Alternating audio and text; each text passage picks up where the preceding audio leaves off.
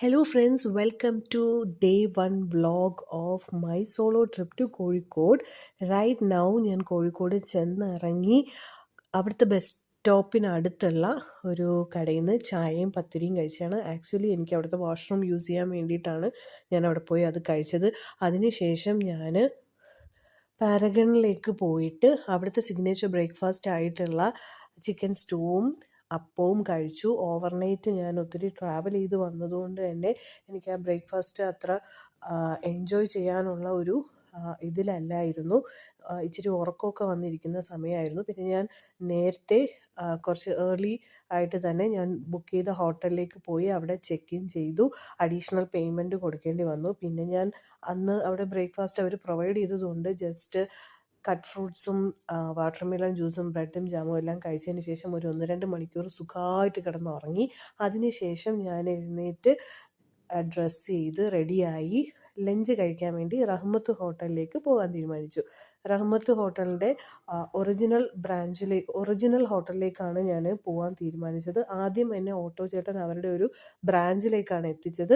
പിന്നീട് ഞാൻ അവരുടെ ആ ഒറിജിനൽ ഹോട്ടലിലേക്ക് പോയിട്ട് ഒത്തൻറ്റിക് ആയിട്ടുള്ള അവരുടെ ബിരിയാണി ടേസ്റ്റ് ചെയ്യണം എന്ന ആഗ്രഹം പറഞ്ഞപ്പോൾ ഓട്ടോ ചേട്ടൻ എന്നെ അവിടെ കൊണ്ടുപോയി ആക്കി.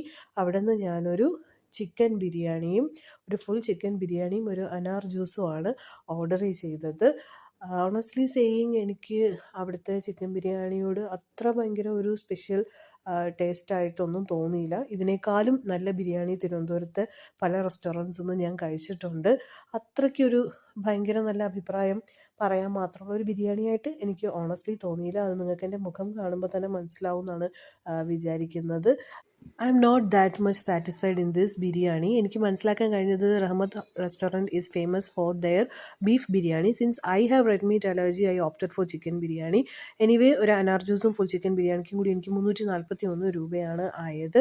അതിനുശേഷം ഞാൻ SM സ്ട്രീറ്റിലേക്കാണ് പോയത്, മിഠായി തെരുവിലേക്ക്.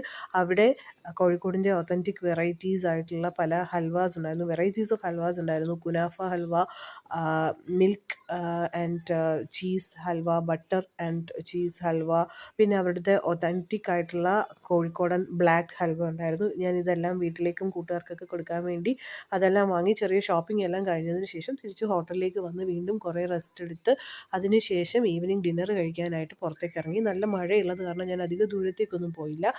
ചായ കുടിച്ചിട്ടില്ലായിരുന്നു. സോ ഞാൻ ചായയും പത്തിരിയും പിന്നെ ഒരു പൊറോട്ടയും അൽഫഹവുമാണ് അന്നത്തെ ഡിന്നറിന് കഴിച്ചത്.